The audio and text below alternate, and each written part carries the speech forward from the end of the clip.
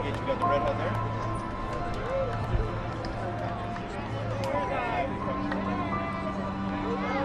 You're all good? Copy that.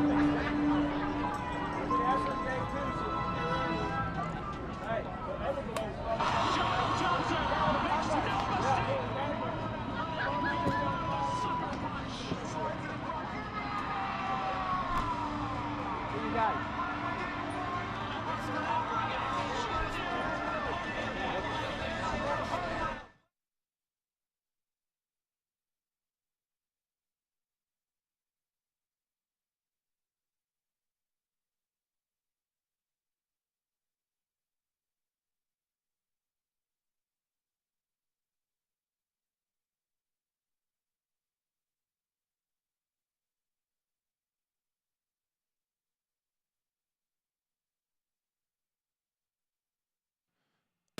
Louisville City is rising up the Eastern Conference, another season where a trophy is expected. The league's leading franchise is ready for the spotlight in Connecticut today, where Hartford Athletics' 4-point week may have saved their season. Now their greatest test yet. Time to experience the bonanza. Hartford and Louisville right now on ESPN.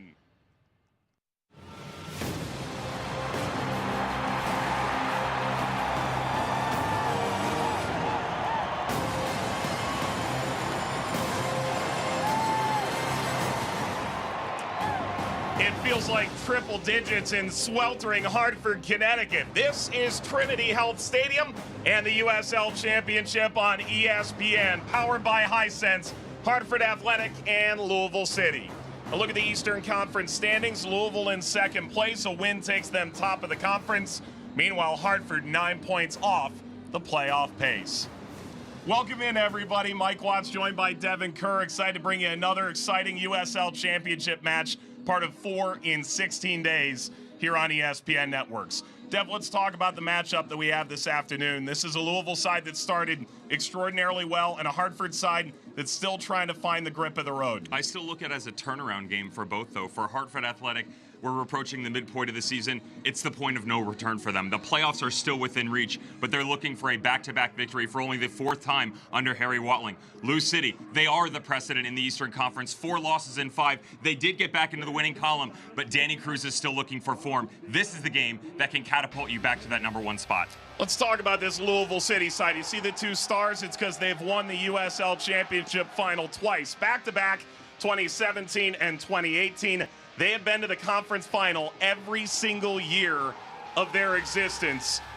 So they're always looking for that next trophy lift, and it feels like the group they've assembled now is in some ways turn the page, Dev.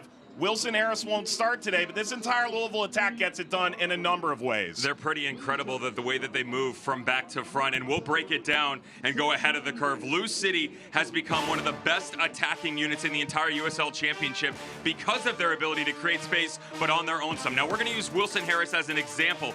A young attacker should never be level or flat in these runs. You're looking for opposite movement. One going short, one going long. The problem is he's stuck in a 4v1 here. Split-second decision-making and timing are the key components. The dummy check to the near post is everything. His body language sells the run, drifts to the backside, and natural ability takes over. 30 goals and counting for Lou City and this high-flying, potent attack in the USL Championship. All right, Dev. Meanwhile, Hartford Athletic, they're looking for that marquee win. They won away at Tampa Bay last year, and that was something that really carried momentum for them.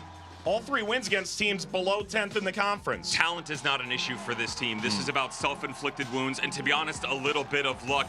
They found the camaraderie within the group. Now they're looking for the results on the field. They went toe-to-toe last year with Lou City, but they were looking for someone to step up and push them to an upper echelon. Corey Herzog is that guy. They acquire him 8 games back. You can see the numbers, what they were capable of in the first 6 compared to the last 6. He's added half a goal a game in expected goals against. It's on the field, it's off the field. Defensive shape, opportunities, goals, all courtesy of Corey Herzog. All right, the fans here in Hartford are ready to roll, and we are too. The USL Championship on ESPN is powered by Hisense. We have lineups and kickoff when we return to Connecticut after these messages.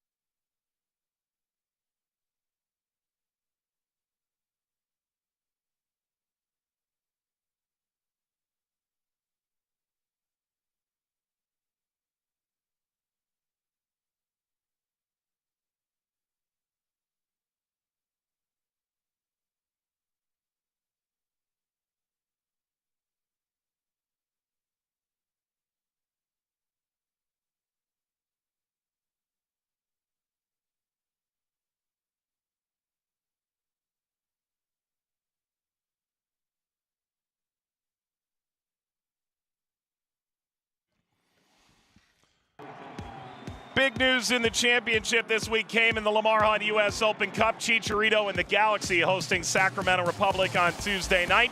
Game that aired on ESPN+. Franchise legend Rodrigo Lopez scores in the 4th minute. Luis Felipe adds the eventual winner in the 70th. Republic 2, Galaxy 1. And Dev, you called that game. You'll call Sacramento and Sporting KC July 27th. What a match it was. Sat back, absorbed pressure. They were clinical in the final third. First semifinal for a championship team since 2017. Could they make it the first final since 2008, which was the Charleston Battery? All right, this is Hartford and Louisville, powered by Hisense, the USL Championship on ESPN. All right, Dev, let's take a look at the lineups. We start with Hartford Athletic, and they've made some changes. Coming off a win, do you go with form or your best players? It's a mix. Yeah, they're trying to find a rhythm here for an entire 90 minutes. Danny Barrera will float, and the question is, what is the shape going to look like on the inside? Because Andre Lewis can jump to the front line.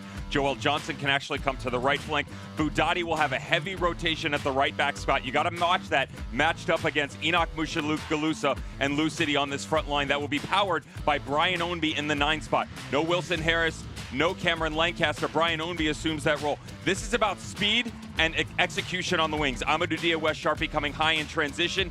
In the middle, you get quality distribution and interplay within the 3, looking to exploit to the front 3 as well, with Ray Serrano dropping down into the midfield. There is Brian Ownby, among the leading assist getters in league history. Danny Barrera can say the same. He's captained this Hartford side from day one. The USL Championship on ESPN is powered by Hisense, and it comes to you from Hartford, Connecticut. Hartford Athletic and Louisville City. Here we go. Louisville in white, Hartford in blue this afternoon. Obregon giving chase. This will come back to Danny Fondez, who starts for just the 2nd time this year in place of the injured Kyle Morton. Tosh, Serrano, Sharpie. Cut off by Perpa.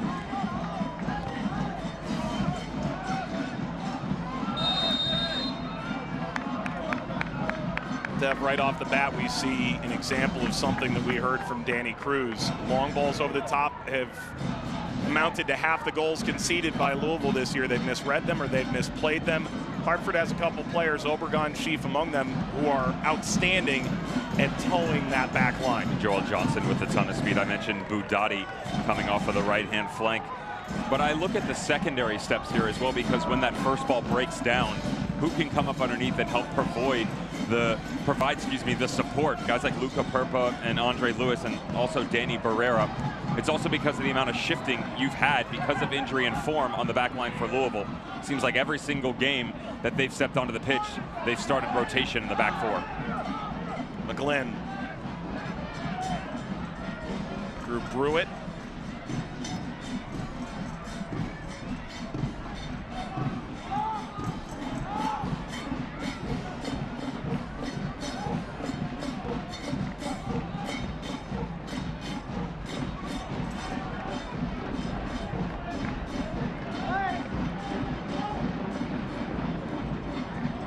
Fondez, Seattle native, played a bit with Orange County, was a reserve there, never got in a league match.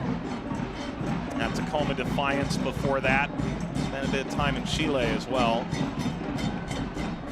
Brewitt, our Liverpool Academy product, go through Yannick Odell, who starts for just the 2nd time. Start that 3-0 win away to Atlanta.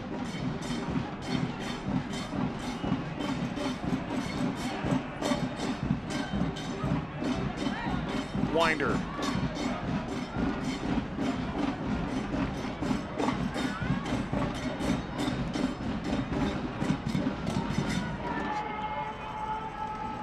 K bleeding.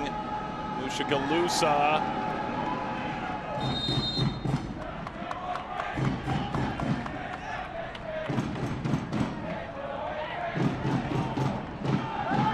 Got to be careful with the shape coming out of the midfield for Hartford Athletic. There's one of those secondary runs coming back through the high line of Yunus Budati. If you get too flat here, it's going to allow guys like Niall McCabe and Jorge Gonzalez to drop down in, slide through the spaces, and find those extending runs down into the corner.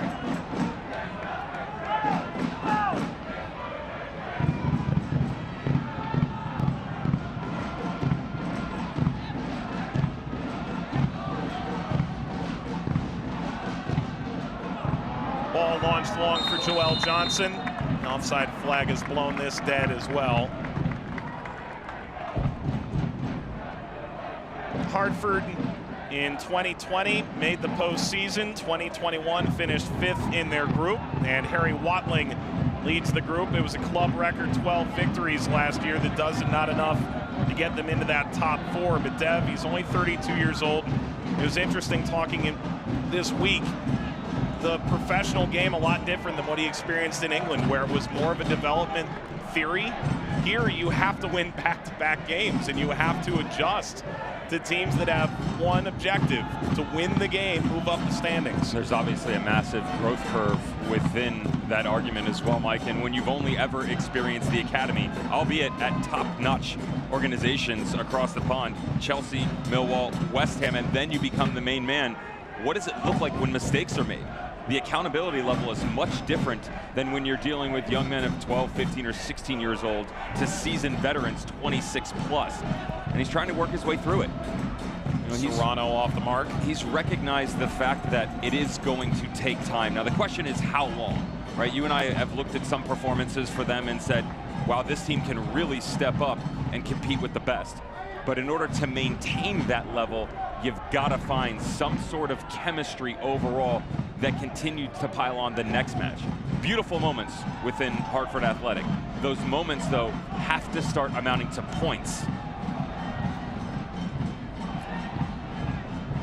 Watling excited about this day. He said it sets up beautifully against the top team in the conference coming into the week. At home on ESPN. Going through Andre Lewis. Now McGlynn. Perpa. Still with injury issues. Seeking Lewis, and Fondez lets it roll by.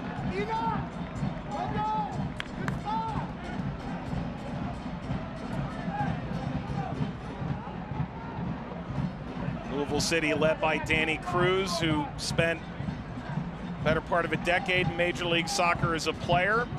Finished his career at Real Monarchs, began as an assistant there, made the move over to Louisville to work under John Hackworth, and then elevated initially to interim, then full-time head coach early last season.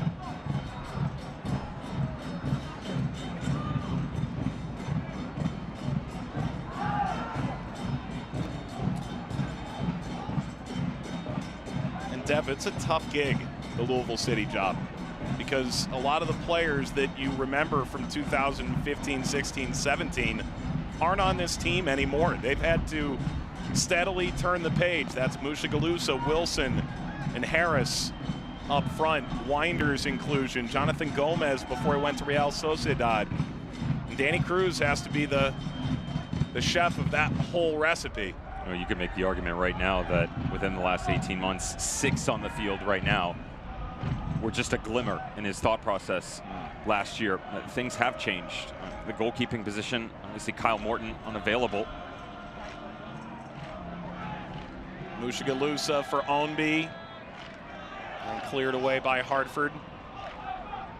And that was one of the bigger pickups in the entire championship in the offseason. So you have Danny Fondez in there. I mentioned the changes on the back line. Amadou Dia, massive influence on this left-hand side for Lou City, and what really has been a problem in the sense that they've had a ton of players step into that role, never firmly grasping it though, right? Oscar Jimenez and his injuries, he's been in and out on the right and left. Pat McMahon, prior to his retirement, had sort of set into the shape on the right side of this back line, but you're always kind of looking for the next great thing that would help propel them into an attack. Manny Perez, Amadou Dia, you continue to move forward. Jorge Gonzalez, Ray Serrano has helped out today, and the speed by Mushagalusa. To change that many players and not affect the overall culture, very difficult to do. Mushagalusa and Dia working off this left-hand side, angling for the end line, cut in front, slashed at goal. Odell down to collect it. Good opening salvo for Ray Serrano. Coming all the way to the near side as well. I mentioned the little tuck-ins that you're going to get from Ray Serrano. Very comfortable down underneath. It's a different look than you get out of Brian Ownby. Brian Ownby's a bit more linear when he's on this right-hand side, and either Harris or Lancaster is in the 9. They play more direct over the top. Serrano, he likes that interchange. He wants to come in and be involved within the midfield. Now that can be in the build itself or with an opportunity inside the 18. Ownby gets run down in midfield by Gadula. This is Lancaster shooting territory. It's likely McCabe feathering a ball over the top territory.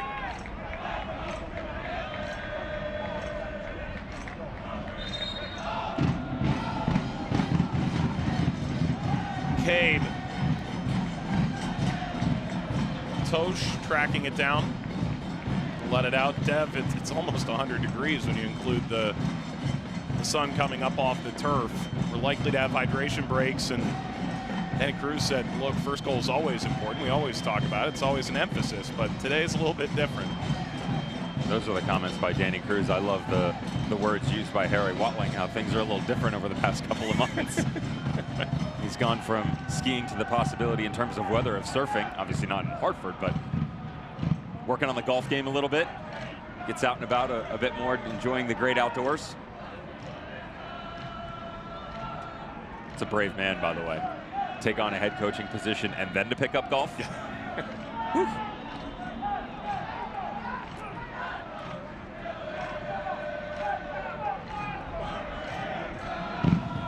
Wynder.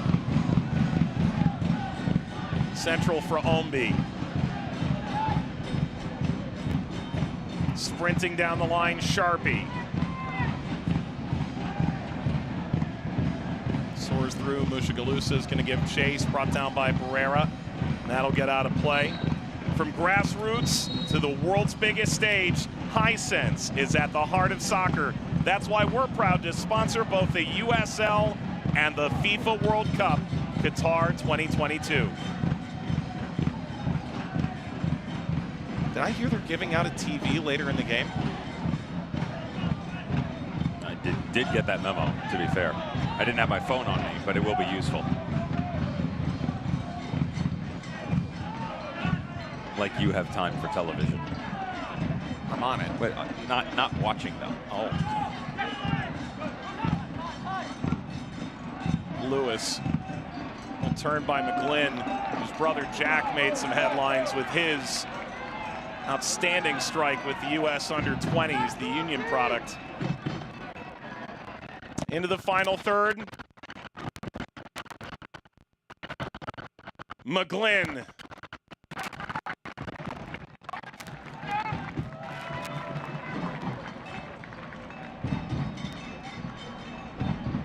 Ball explodes off McGlynn's foot. How about the words being used by his manager, Harry Watling? I brought up the fact that he was probably the key focal point to this entire team. We mentioned the academy level for the manager. Reece James, Declan Rice, gotten the opportunity to work all of them. World-class players in the UK, right? Said that Connor McGlynn is the better natural ball striker out of all three of them. Service here on the corner with a flick upward. Still work to be done. Mushagalusa. As far as Ownby, mentioned Mason Mount, who we worked with Chelsea. When you're talking about guys that carry a pretty hefty price tag on themselves. Now the rest of his game is obviously a bit different, but just his distribution, that's a good look. 40-yard ball, hit on a dime, right to the foot. He'll easily pull the trigger from 30 yards out and test the goalkeeper. Ball through, Obregon brought it down. He slotted it wide, but the flag was up. Here's a player who knocked the United States essentially out of the Olympics by his own stick-to-itiveness with Honduras. Similar timing that we addressed for Louisville City in the Open. You have to be really careful. It's close, but he's still off on how you go about attacking this back line for Lou City. Excellent on their steps up, pushing the tempo in that first line of defensive effort, getting everybody up, leaving their opposition in the dust.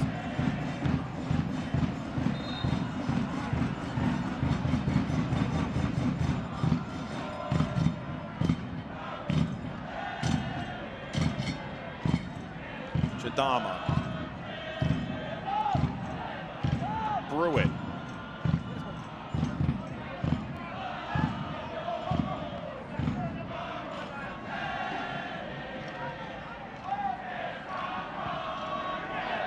given away. That was poor. Well recovered on Odell's mismanagement. Gadula wins a free kick from an overzealous Joshua Wynder. And that's a very early yellow card for Wynder.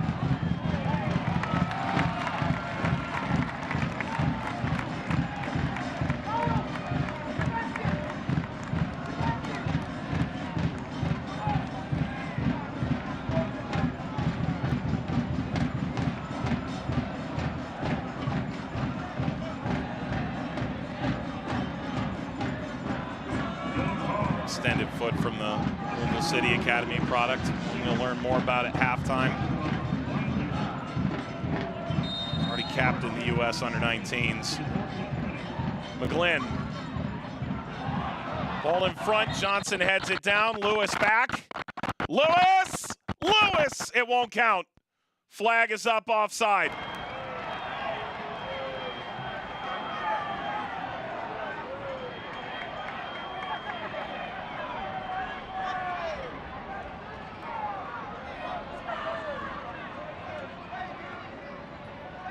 That's a couple moments of danger created by Hartford over the top. The offside flag has stymied them 3 times over. Quarter hour gone into Hartford. Scoreless between a team 9 points beneath the line at home, looking for that big win against a side second behind only Memphis right now.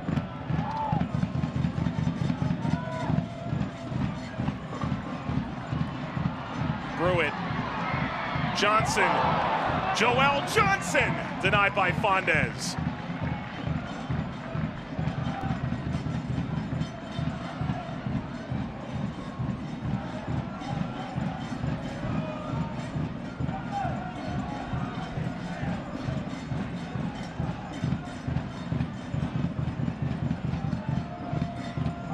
Mushagalusa.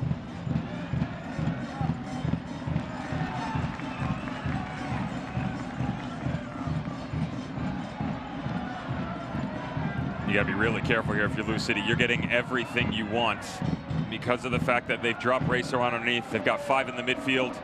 And Hartford saying, okay, fine, we'll go direct over the top. And yet the matchups defensively are actually there for Lou City. They're just not catching the marks.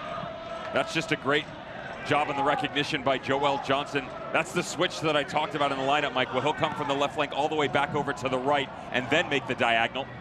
Over the top again, looking for Obregon.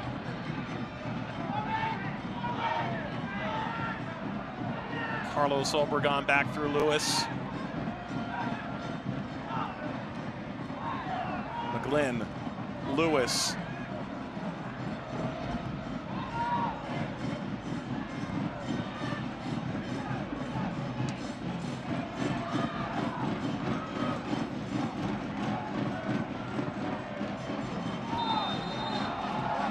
Dear Lord. It's hard to be offside from there. Fourth in 17 minutes. I'm happy to sit here and give praise to Lou City, but there's an accountability level that's got to reside within Hartford Athletic. And a yellow card given to Danny Barrera. Harry Watland would be saying the same thing on the sideline. The chances are there. You got to be smarter here. Really good runs coming from Joel Johnson. Seen it from Obregon as well. But they've already showed you 10 minutes in how quickly they're going to step up and try and make sure that you're isolated as the player trying to get back into an onside position. Use that to your advantage. Judge it.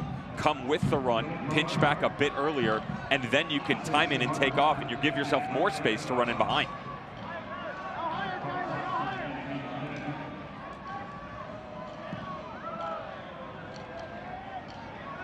Ownby through Wynder. The earlier yellow card to Barrera was for blocking a quick free kick. Whoa there.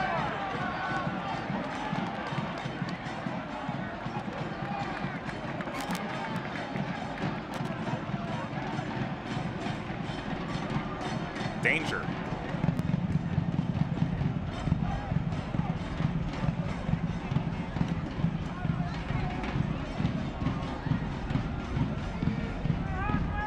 I regret to have to inform people that's not only a Connecticut native, but a fellow Fordham and WFUV alum, Tom Felice, who just got overrun. Ball ahead, over Gonzalez. Got a touch to it. Taken in by Odell.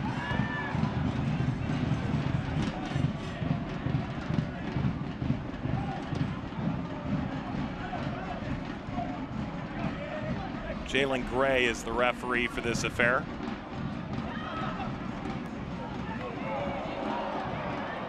A little interchange broke down. Mushagalusa pushed off by Pruitt. Pruitt strung him all the way out.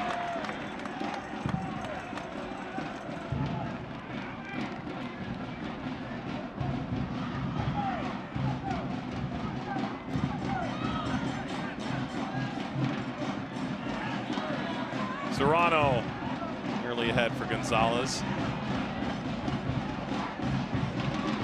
In the absence of the two number 9s for Louisville City, Lancaster and Harris, they're just trying to recreate it right now in the aggregate. The way that Brian Obi's dropping down in, Ray Serrano coming over to help out, and Gonzalez stepping into the third. Barrera dancing. Obregon tried to return it to him.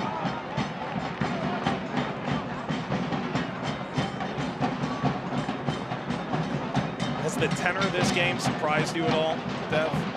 Not necessarily. It's more so where the attacking points are coming from. Very surprised that we haven't seen more out of Amadou Dia down on the left-hand side, the way that he's pushed in. Now you are getting the output out of Mushagalusa. Some of that is just the rhythm of the game overall. But it's actually playing down to what I was just talking about, how deep they're bringing Brian Obi.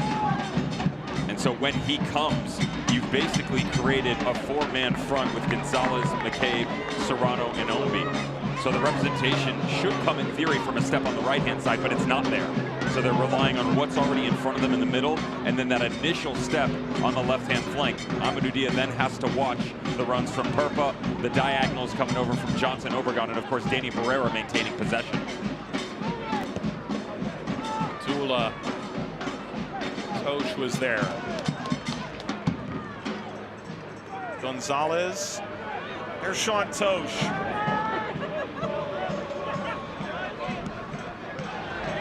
Gibson.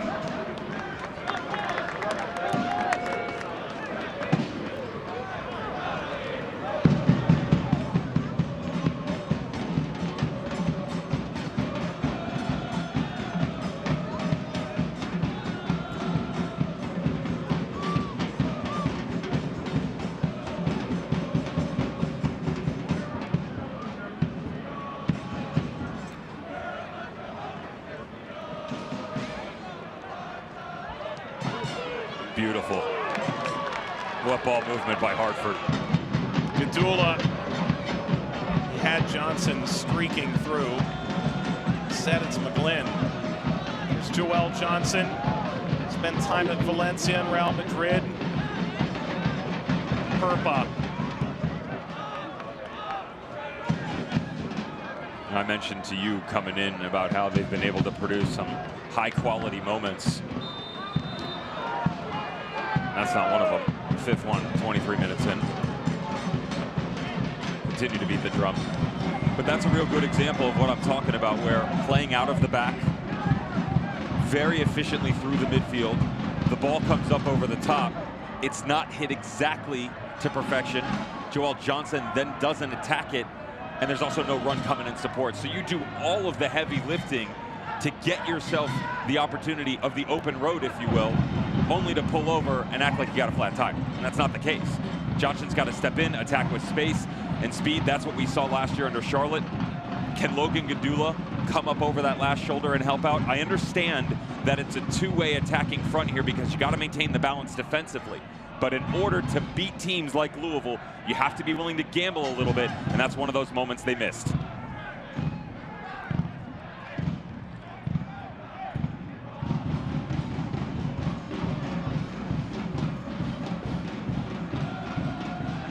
Dottie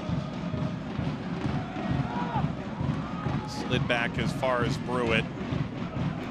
Harry Watling close with the academy manager at Liverpool.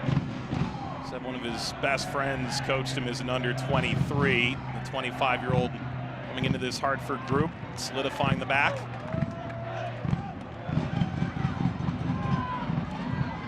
Joel Johnson. Thought there was a little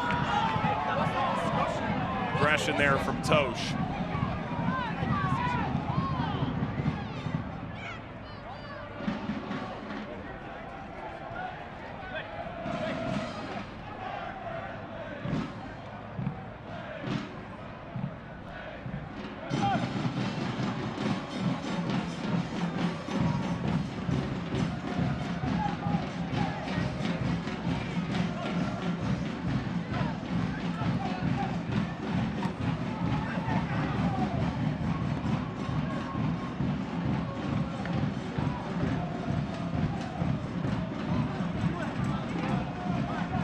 Gibson.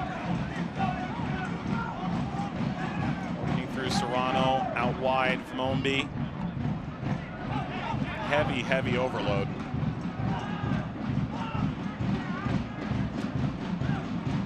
McCabe.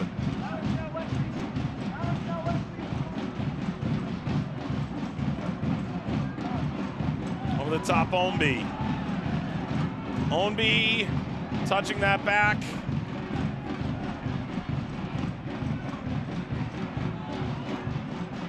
Step by Wynder.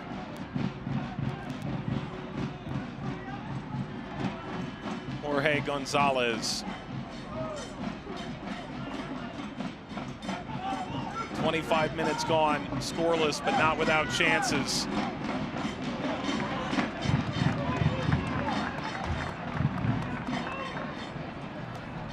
Hey fans, scan the QR code on the screen, follow the directions for your chance to win a new Hisense 75-inch Q LED TV. Hisense is the official television of USL. Dev, put your phone down. Oh. Employees aren't involved. Nope. Okay. Gotta wait till the white Santa gifts later this year. Superman doll, maybe? You never know. You Marvel fan? Or comic, DC, doesn't matter. Good shout to get me in trouble. Serrano with a blast off target. It's really the only area that we haven't seen from Lou City is challenging from distance. Both teams have actually had some quite impressive buildups. They're going to give you the space, though. Take it. Connor McGlynn had a half chance on the other side. His sailed over, but Lou City yet to try and push the envelope outside the box. Expect to see more of that, the way that the rotation is coming. Ray Serrano, although I'm not surprised that he's coming to try and build with the guys on the interior. He's really restricted a lot of his movements underneath Brian Ownby in the midfield. They've really exposed this right-hand flank. Wes Sharpie starting to move higher and higher to try and get involved in the attack. With that overload comes the ability to put extra attackers on the ball when you start to move forward, Mike. It also makes the passing lanes coming through the middle that much more difficult for Hartford Athletic to try and exploit.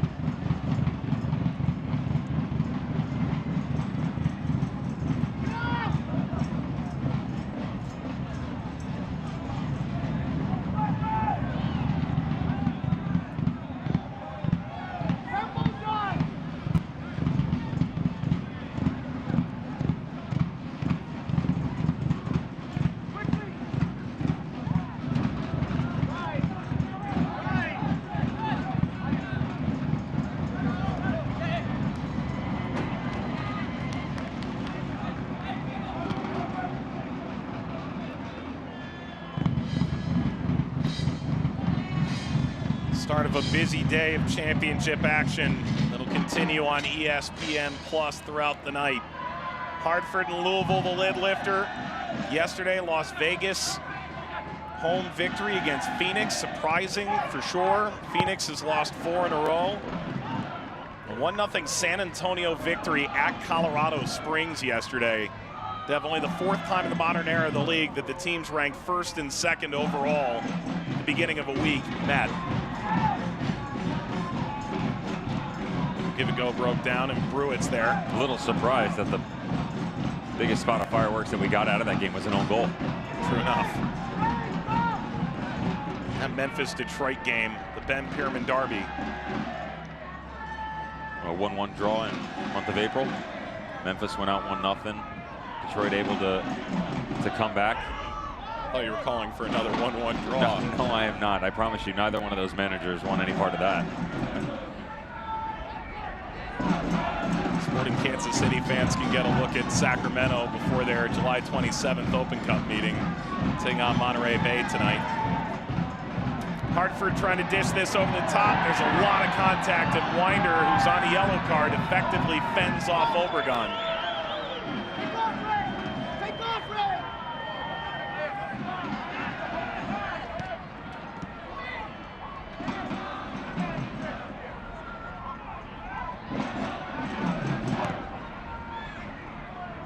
Tyler Gibson working through Jorge Gonzalez.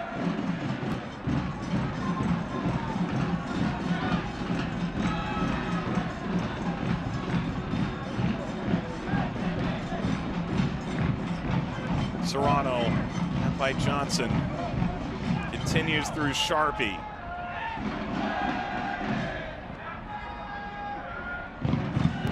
Could stay in, it did.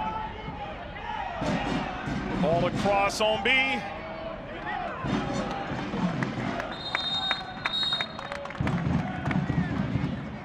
And that's the half-hour mark.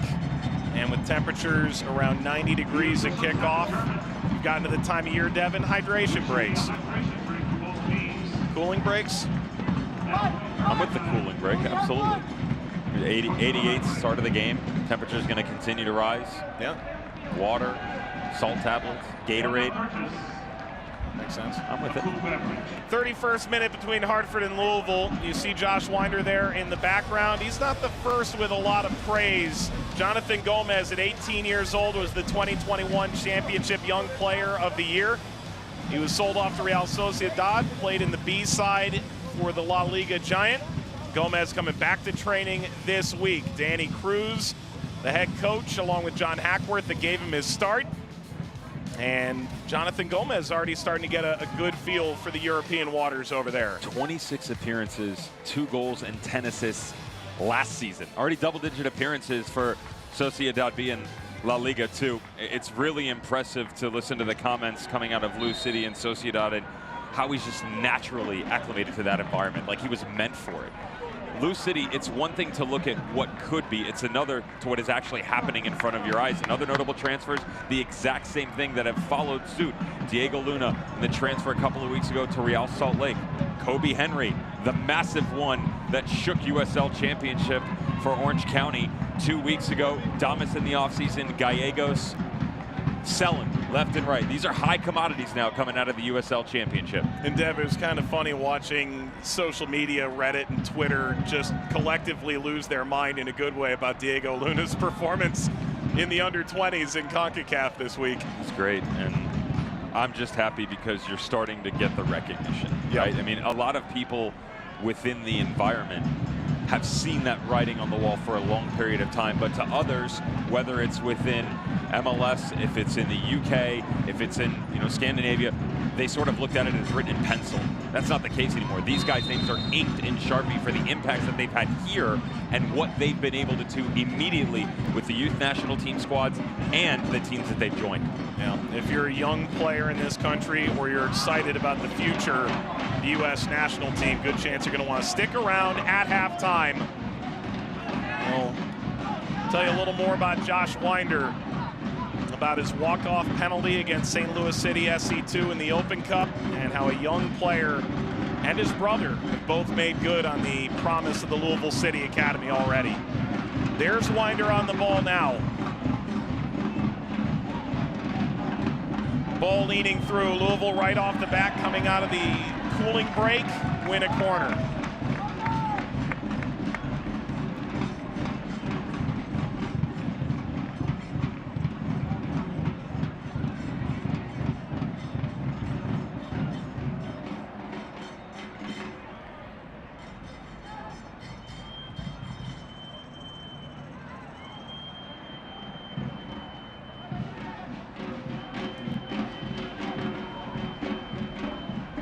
Corner here for Louisville City.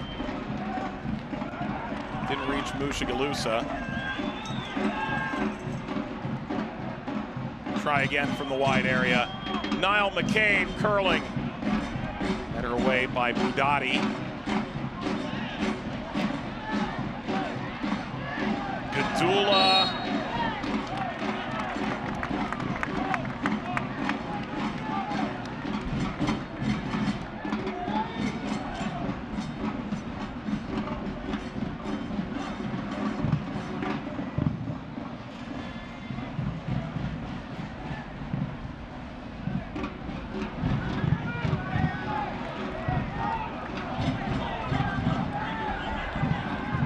Joel Johnson for Logan Gadula. Final product let him down.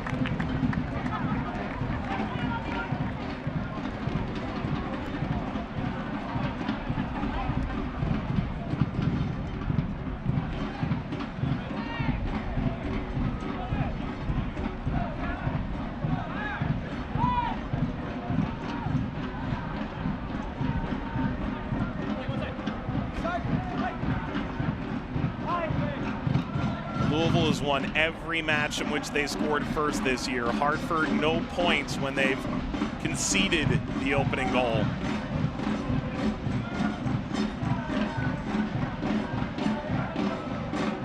Critical value to getting the opener here in Hartford.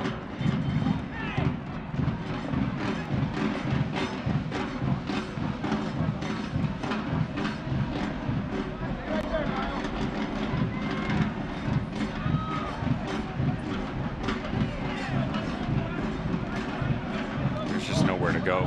It's a very good job by Hartford Athletic when they've set up on the defensive front. One of the great things that you get, and you're seeing it right now on that rotation to the left-hand side, Tyler Gibson coming out of the midfield. Who's going to step in and occupy that space? Now, Niall McCabe just recognized it. As Brian Ownby comes back in, someone's got to assume that role in the 9 spot. All across, hangs in the air. Ownby.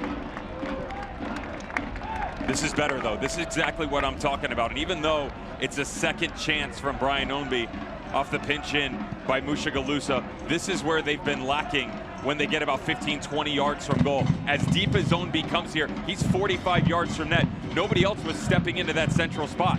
So Mushagalusa comes, Ray Serrano recognizes that there's space underneath, and then Brian Ownby comes on the secondary effort. Good job by Lou City.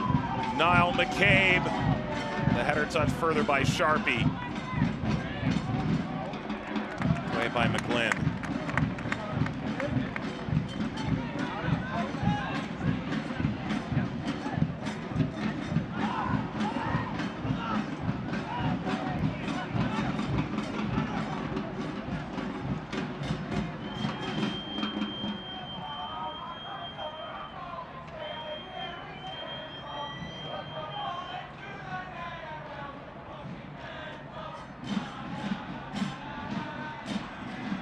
Out toward the Bonanza.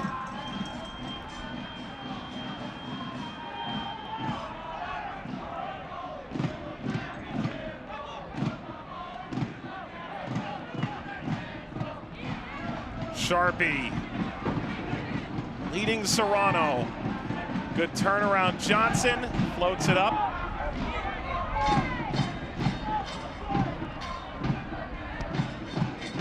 Mushagalusa. It's an easy grab for Yannick Odell. Spent time at UCF. Was at Augsburg in Germany. Jimmy Slayton not dropped because of his play. Had a family obligation last week. Kept him out. And Odell kept the clean sheet. It's an unforgiving business, goalkeepers.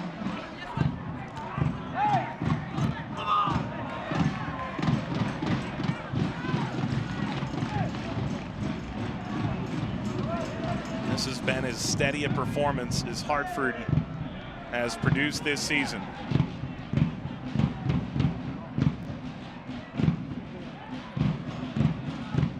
Quicker here. And they start to move to the outside. These are where the decisive moments have to be faster in transition. Otherwise, both teams have done a really good job here recovering numbers behind the ball. It's the same exact case. There's no step out as Johnson comes back in. Lewis doesn't go with him, and you have to recycle and find another avenue to play through. Budati, who's inverted.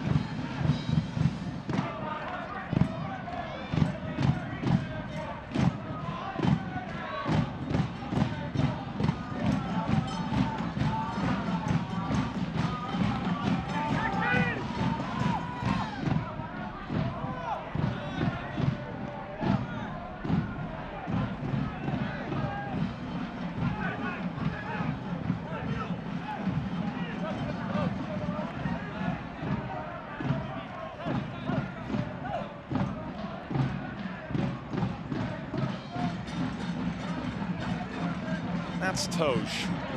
And now Wynder. Louisville's defense is sturdy as any in the league. They've scored 30 goals, second most in the championship. Started the season scintillating. 13 unbeaten all competitions, made a nice little run in the Open Cup, had a real shot at Nashville. And then that was the moment where they lost 3 games in all competitions for the first time since 2015. This is Johnson. Joel Johnson cutting across. Good recovery. Wynder slides in. It's one of the more difficult things to do as a center back as well. When you're tracking back, your natural momentum dragging you towards goal.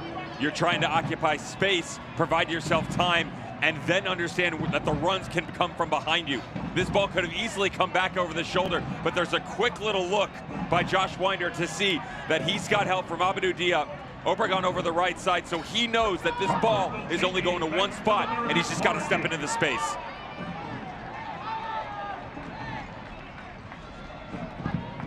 Here's Danny Barrera. One of 3 to eclipse 40 assists in league history. Barrera, header down Johnson, and a high boot from Obregon. You know, Brian Ownby's sort of working on that Socrates look right now. Little soothsayer. Full beard. Bring it in the back still. Now, the unexamined life, Mike, is not worth living. So they say.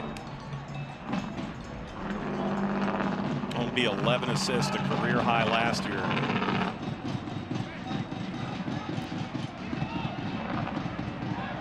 Luca Perpa.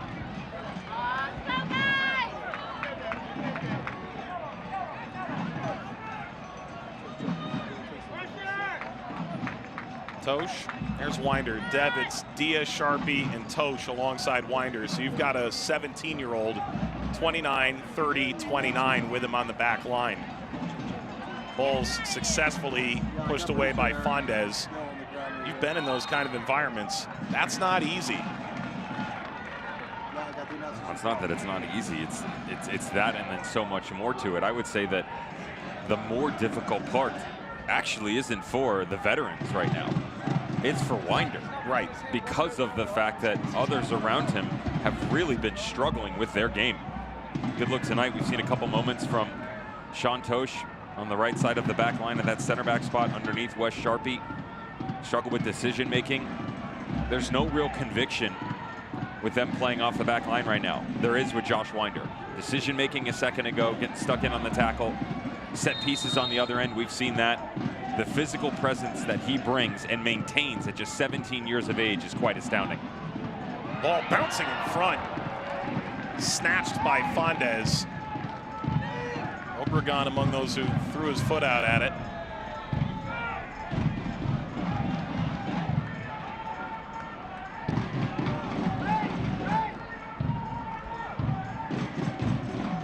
Lewis, it's a clean challenge. Gonzalez through Ownby. Has Serrano. Waiting for support, but Serrano's gonna go it himself, and Odell, superhuman, pulls that out of the top corner and pushes it wide. They get away with one here because it looked clean to me, but he comes right through the player. Watch his foot. He actually comes through the standing foot of Andre Lewis. Referee doesn't see it. Niall McCabe says carry on, and the rest of his teammates do. This is the space that I'm talking about, and the ability to be decisive when the moment counts the most. The hero of Moses Lake, the youngest signing ever in Tacoma Defiance history, almost breaks the deadlock. McCabe, after that near post run, seeking out Wes Sharpie.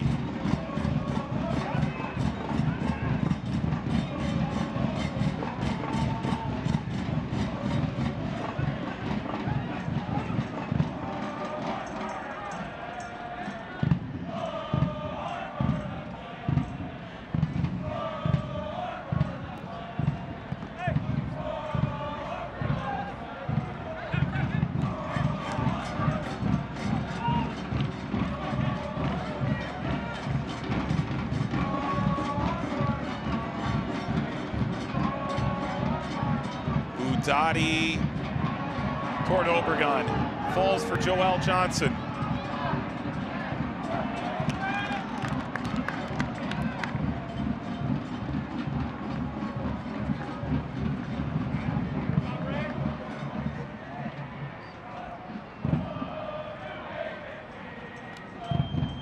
Call him the hero of Moses Lake? Absolutely. It's a reference from the 2019 GA Academy Cup winning season when he was in with the Seattle Sounders organization. Understand the fact that Ray Serrano is with Louisville City has no bearing on his talent level. That's the understanding by Louisville City, the young talent that they can help continue to develop. He was within a pecking order at Seattle that just saw him really struggling to get playing time, and it hinders his development. Danny Cruz, they've already proven with Jonathan Gomez that they can help stoke that fire. We've referenced Josh Wynder. Ray Serrano, he's not that far behind. Only 20 years of age, just turned 20 in May. An attacking presence in a multitude of systems. He's understanding of a 3-back system, a 5, you know, working out of a 4 right now on the front line, dropping down into the midfield. That's another one, although maybe not referenced on the tip of the tongue, that could easily continue to take the next step and be one of those guys that steps onto another level. He's going to bolt out of play, another minute and 15 seconds of first half stoppage time. Kev, it feels like when Harry Watling said, we're going to go toe-to-toe with Louisville, he looked back at last year and he said, okay, we were down 2-0, approaching halftime, dynamite 15 minutes. We went to halftime 2-2 over on ESPN2. Feels like they've done much the same here. They have gone toe-to-toe with Louisville. The difference is in that game, Louisville was far and away the better squad. They had created a ton of opportunities in the final third. They obviously had their goals that gave them the 2-0 lead. I don't really see any attacking prowess from either squad right now, 20 yards and in. The chances that we have seen, the best, you'd make the argument probably for Serrano on his strike about 5 minutes ago that forced a save out of Yannick Odell. Everything else is just lack of decision making. All of the difficult decisions have already been made to provide yourself the luxury of time and space. And yet every single time we see them step into that space, Mike, they're actually slowing it down, thinking, okay, where does the next step come from? When in essence, you've got to be even quicker. You've got to understand that once you've provided yourself that opportunity, you've got to pounce on it. Neither squad has done so. Well, if you want to light this candle in the second half, you've got Herzog and Sadie and Ariel Martinez for Hartford. For Louisville, you've got Wilson, Harris, Paulo Del Piccolo. Long story short, you got options. Halftime in Hartford. Scoreless at the moment.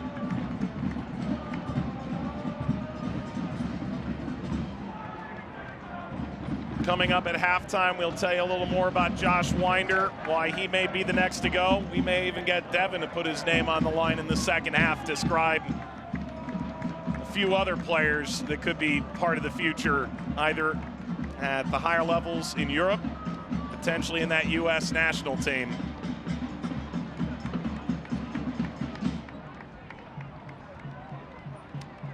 Halftime here in Hartford. A little bit of a party up in the stands. The Bonanza always knows how to host. Brian Ownby in Louisville City still looking for a breakthrough.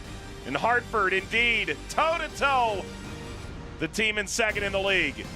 Scoreless at the break.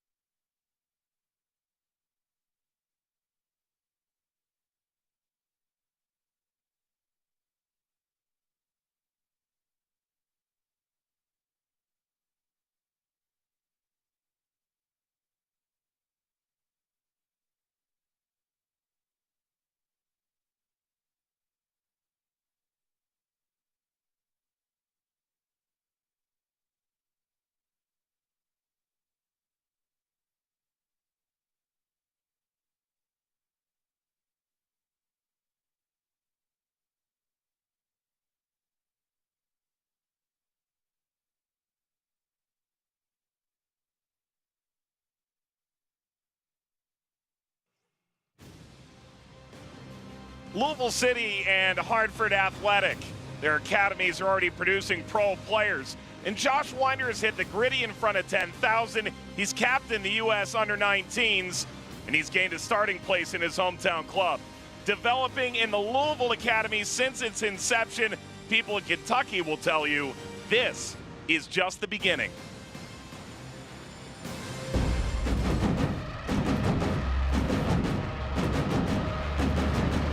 I'm Joshua Wynder. I'm a center back and I play for Louisville City. I started playing when I was about 4, and it was always my dream to make it, but I didn't really know I could do it until my brother Elijah made the jump. It was just always my dream to play pro, and like this was just a path to go pro. There was no doubt in my mind, like Louisville City is where I wanted to start my career. They made it clear that I could start with the academy, and then if I did well, like I could be in the first team. Josh is a local kid. You know, we've seen him come up through our academy. When you look at him now, he's a young man that's still constantly learning, but most importantly, he's doing it with a smile on his face. I just come in every day, do my job, and hopefully everything just gets better. It's Wynder. Danny told me that I was going to be the 10th taker, and I was like, okay, it could come down to me. And then I just walked up and picked the spot and took the penalty. Wynder to win it! And the youngest ultimately stands tallest for Louisville. Wynder wins it. When you look at his ability to adapt, his ability to grow, you know, he's shown that he can rise to the occasion anytime that his number's called. These kids that are in our academy now can look at him and believe and understand that there's a pathway for them. Josh is a perfect example of that. I think this league and the team have pushed me to be the best player I can be. Like, you never know what's going to come at you, it's how you react, and all that has helped me become a better player and person. The goal is Europe, but I'm just trying to take it step by step. Like, first off, I want to win this championship this year, and then we'll see where it goes from there.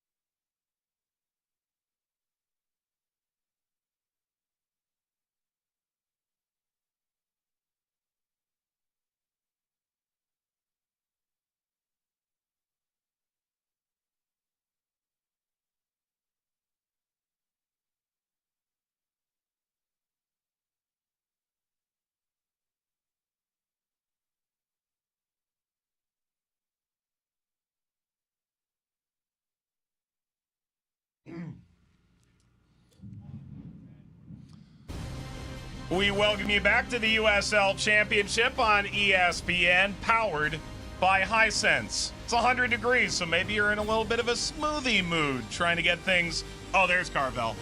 I know where I'm going. Scoreless at halftime between Hartford Athletic and Louisville City. Ice cream lovers, us both. Mike, Devin. Dev, that first half, no goals to show for it. There were chances, and what do you make of that 45? I get the feeling Louisville's a little disappointed. Well, let's pay the credit to where it's due in the defensive units. They were very good. They're good build-up out of the back, good goalkeeping for sure. I've never seen more of a lack of conviction from Lou City in the final third than what we just saw. Hartford dealt with different things in transition. I was very impressed at how direct they decided to be here. More importantly, how Louisville didn't react. Now, this first one comes in the 18th minute. Tom Brewitt, as Joel Johnson comes all the way back across, look at the amount of space that he's able to provide himself the luxury of against three of the back line of Louisville City. Cannot let that happen. So the response comes now about 18, 20 minutes later. It comes from a good build through the middle. This is where they were severely lacking 25 minutes into the game. As Ray Serrano came down in, Wes Sharpie was almost afraid to challenge because of the matchup in Joel Johnson. He finally gets high. They get themselves a hash chance. The back and forth starts to come as we approach the 45 minutes. He was the best. Joel Johnson on the left, on the right, everywhere, trying to find a way either in 1v1s or square balls coming back across. He can't pick out Obregon because of the great individual play by Josh Wynder, the recognition at a very high level. One-on-one moments are what are going to be making or breaking this game. The best we saw was Ray Serrano. He had come deep into the pocket the entire first half, finally gets himself onto the front line, but a good save by Yannick Odell. All right, the Junior Fire Marshal program, which is presented by the Hartford, swearing in about 100 to add to their 112 million children educated about fire safety. Fireworks to come. Hartford, Louisville, scoreless at halftime.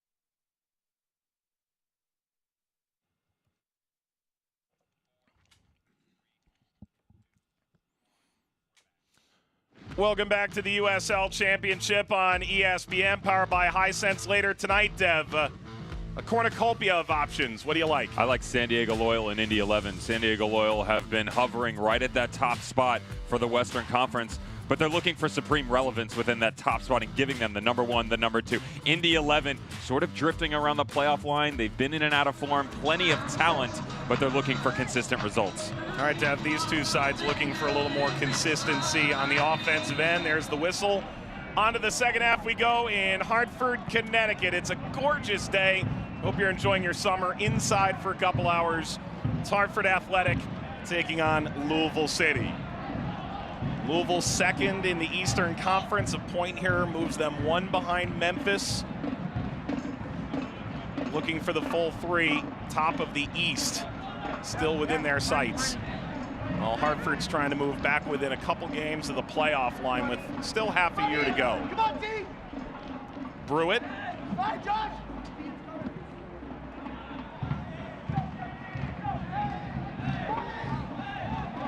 Obregon cleaned out in a clean challenge.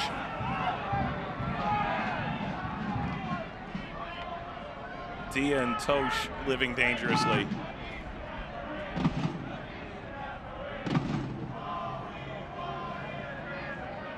It's Dia who stepped in. Tosh was providing the cover. Pinged off of Barrera, Perpa, Obregon! Fondez.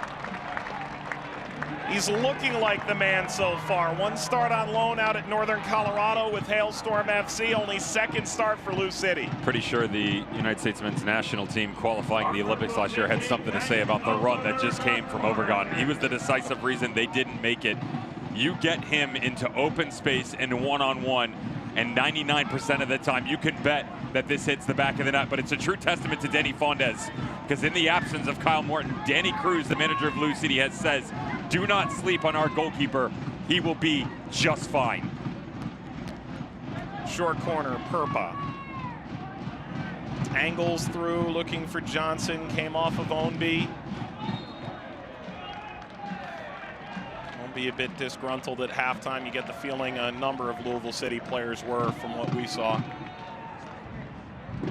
If you're Hartford, are you happy how the first half went? I'll jump in right away, 100%. This is one of the best teams in the entire USL Championship. Not just the Eastern Conference, the entire USL Championship. 27 teams deep they run, and you can easily make the case for a top 5. They feel they are one. So to stay neck and neck with them, even though you didn't provide yourself a lot of opportunities, they were right there the entire time. Service again, seeking Johnson, Gudula. Put that in the concourse. Gudula arrived on a 20-day prove-it deal. Was quickly signed the remainder of the season. He was a first-round pick by FC Cincinnati, but he hails from East Lyme in Connecticut.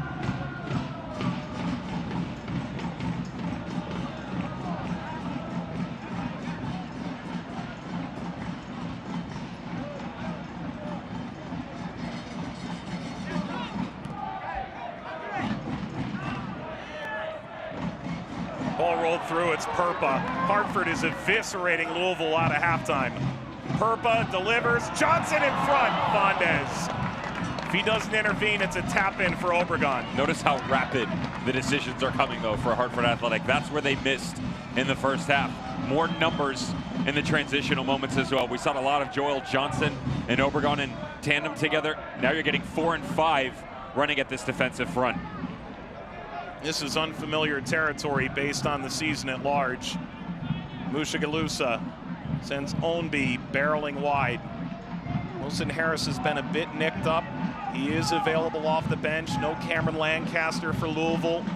Set the league scoring record back in 2018, scored 25 goals. Picked up a hamstring injury in warm-ups last week.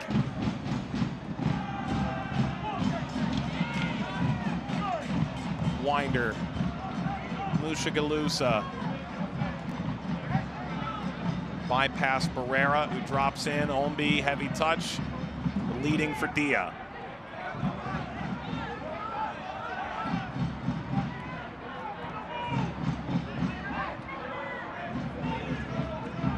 Dia skips through, drives it across.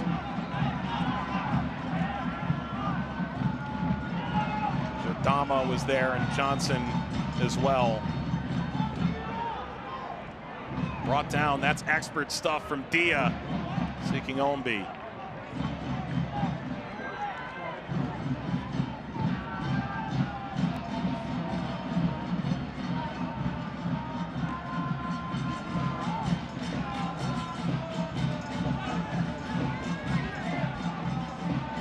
Dropping into space, Dia.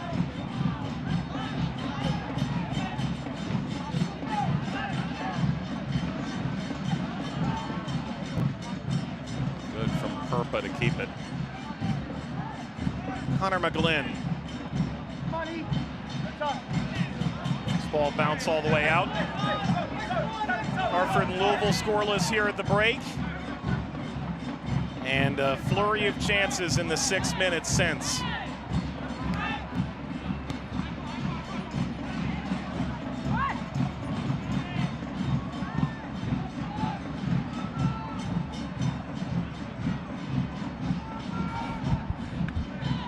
McCabe. Tip of the shoulders, Serrano. Ombi.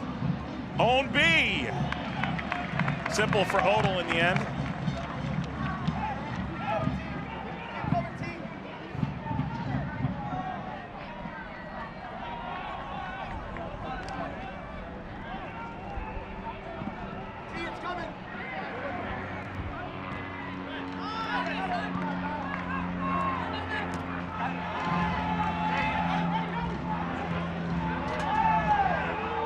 Hartford playing with proper desperation. And Obregon goes down under the challenge of Tosh.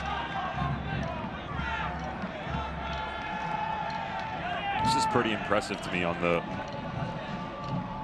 outside of the Hartford Athletic defensive shape, how they're using Danny Barrera to their advantage, coming that far out of the interior and matched up against Amadou Dia and Musha Galusa. That's a mismatch all day long, and yet he's done a very good job of recognizing when he needs to sit and then start to go on the other end. Now, he's not stretching the game at all, but he's providing the luxury to Logan Gadula to match some of these one-on-one runs.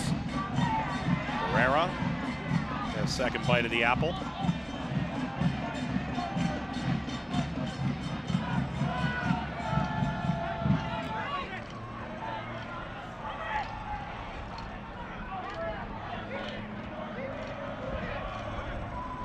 Gadula, Budati.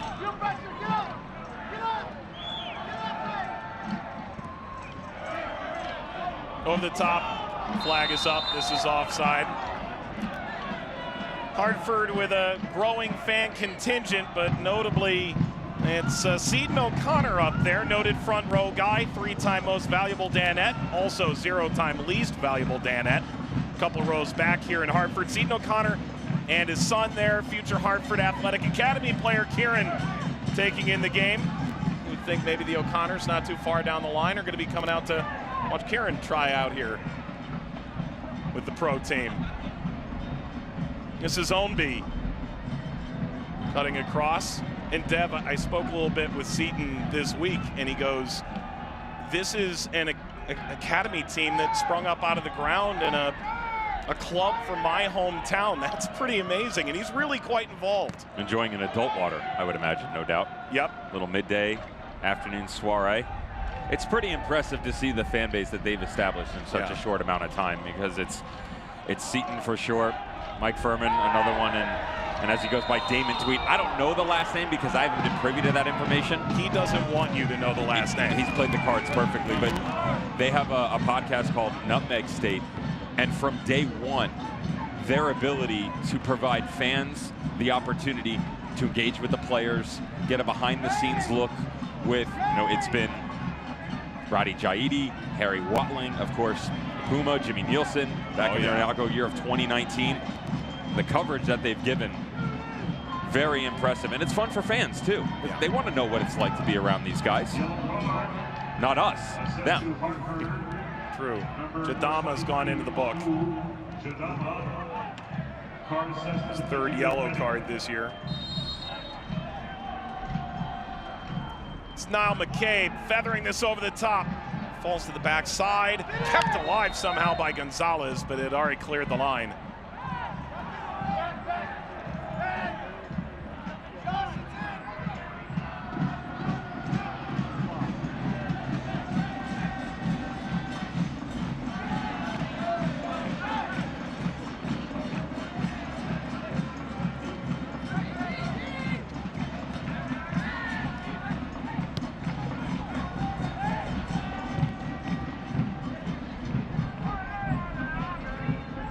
Enoch Mushagalusa.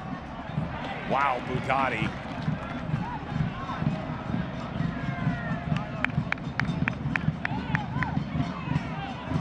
McCabe.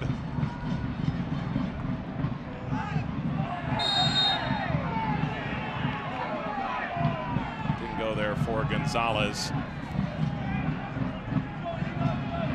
Two playoff hopefuls will meet in the Alamo City. San Antonio FC welcoming FC Tulsa. You don't want to miss a minute of the action on Tuesday night, 9 Eastern, 8 Central on ESPN2. Dev, you and I were on SiriusXM this week. We had an extended conversation with former SAFC employee, current president of FC Tulsa, Sam Dorr.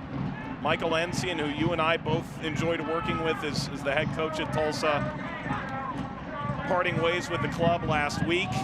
There's a new sheriff in town. His name's Sam Dorr. When we came into the second half, you asked me to pick one game, and I picked San Diego and Indy 11. I was really close to going after that San Antonio-Tulsa game. Yep. With all the changes that are afoot, every single stop that Dorr's made within his career, whether in the footballing world or not, has turned to success. I can't wait to see what the future holds for FC Tulsa. First change here for Hartford is going to be Prince Sadie coming on and Joel Johnson coming off. You said in the first half, Dev, Joel Johnson was creating the best chances for Hartford. He doesn't seem enamored with coming off right now, but what's the thought here? If he's angered by the manager's decision, or he might have picked up a little knock behind the scenes that we haven't been told about just yet, putting a litter feeler down on the sideline just to see as to why the switch is occurring, because he has been good. I have no issues with any of his play whatsoever. You still get some similar looks with Prince Sadie, namely the speed that he brings to the game. Can he be as constructive in combination play that we saw out of Joel Johnson in the first 45 minutes? Excellent thievery from Ombi. Ombi led. Gadula closes him down. Ombi in front. Vital intervention by Mojadama.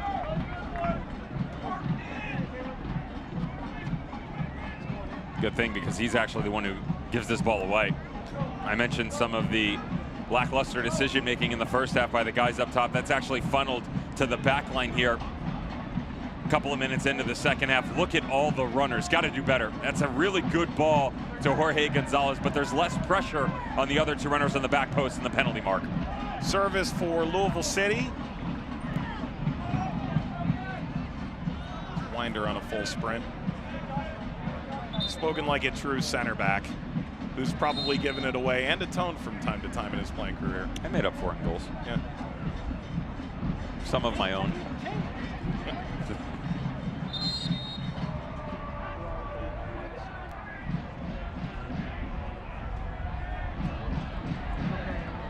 Gadula being attended to by the athletic trainer.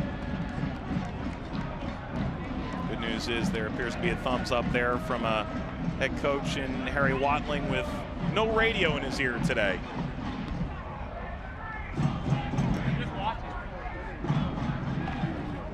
Dev, we had a chance to talk to Harry Watling about what happened in San Diego. He was sent off, and there was a bit of lack of clarity about where he should actually go once he was sent off. So he hasn't been sent off before, so he's not exactly privy to what the options are there, but a couple pictures floating around the social media verse of Harry Watling standing at the top of the bleachers, and he said, look, from a lot of Hartford fans, there was a feeling of he was trying to do whatever he could to help the team to win, to have a chance. I don't blame him. I would have done the same thing. We've seen El Chalice do it. Heck, we've even seen Club America do it. I'm just a little upset with the greatness that is the culinary expertise of the White Clam Garlic Pizza that didn't make its way into the stands. The fans got to be quicker here. I mean, come on. Yep. On the sideline, you see the gaffer, looks a little hungry, distraught about some of the play. Like, let's help him out a little bit. He told us he's not proud of that moment. Wilson Harris comes on, 8 goals on the season. Top scorer in the Eastern Conference. Obregon sprayed through again. It hung up, but Obregon's recovered. Tosh is closed with a deflection off of Tosh. Flies over the bar.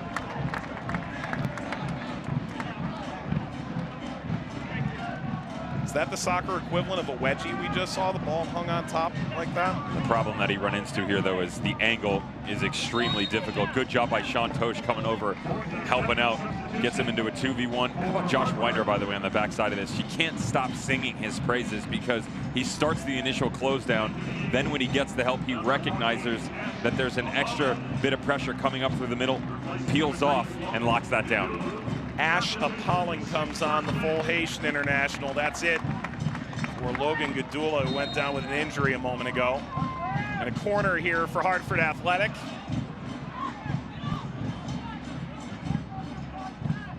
Dottie swipes back. There's Appalling.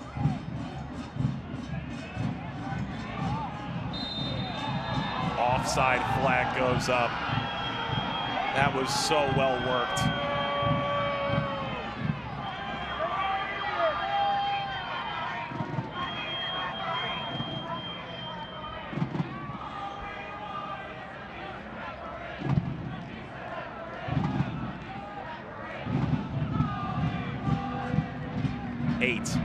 Eight offside flags. Stared Hartford down this afternoon.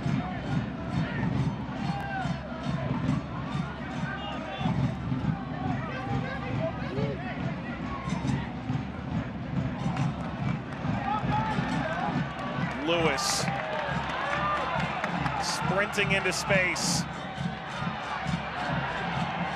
Ball whipped off the post by Sadie, and for distance, McGlynn. Good moment from Prince Sadie, who's been quiet since coming on. This is why they go get him, though, because whether it's been with Miami FC, his short stint with Phoenix Rising last year, it's the one-on-one situations. More importantly, watch how quickly he makes the decision and he goes. Now, he pushes himself away from goal here, but he does give himself that window. It's the change of pace, change of direction. This was an issue in the first half for Hartford Athletic. That's not the case here come the second 45 minutes. The question the entirety of their season, Mike, is can they capitalize on it? Whipped all the way through, finds Musha Galusa, angles, fires, deflects, away and out, corner. There's Harris in front, rather, Wilson Harris, trying to stick his shin to it. What you just saw on the other end by Prince City is what needs to be taken into account on this side. Again, they do all of the difficult things, make them look so simple. Take a touch and hit this thing. Instead, it's a bad touch, gets on the non-preferred foot, comes to the inside, and he's got to find a way to give himself an opportunity. Quicker decision and better execution. Corner for Louisville. Tosh went up for it.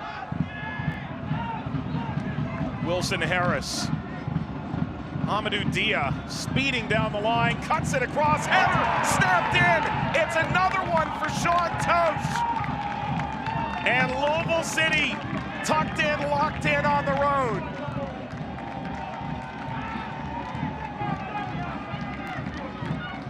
You don't step out into the space.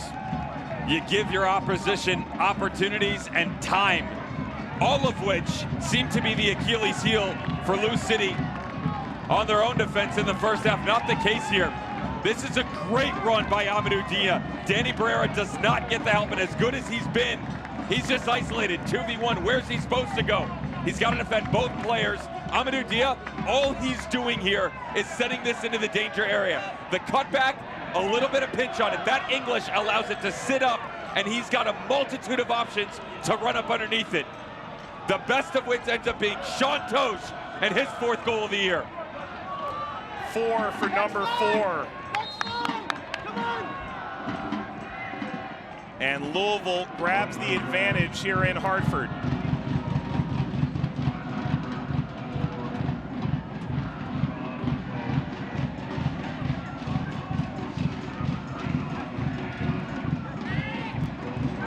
Pride of NIU, Tosh, a serial winner. He did it in Rochester. He's certainly done it after trialing for the Rhinos, then making his way on the contract coming into Louisville. He's bordered on indispensable, and yet this year, Devin, at times, Tosh hasn't been in the preferred pairing. That center back role, when you've got Sharpie and Wynder and Tosh, you've got options. There were moments last year that there was a real thought process behind his play and the possibility that it was finally time for him to take a step to another level, and that's not within Louisville City. That was possibly domestically in the United States, moving abroad. It were these tiny little moments that were getting himself into trouble, and that funneled over into this 2022 season, which is why you've seen him in and out of the lineup. Now, to be fair, Josh Wynder has stepped up and played very consistently. Wes Sharpie is a guy whose versatility cannot be understated on the back line. Play him at any of the 4. And yet special moments like that are why a guy that was brought in back in the inaugural title year of 2017, won it with Rochester in 15, and just continues to find ways to make an impact on this team.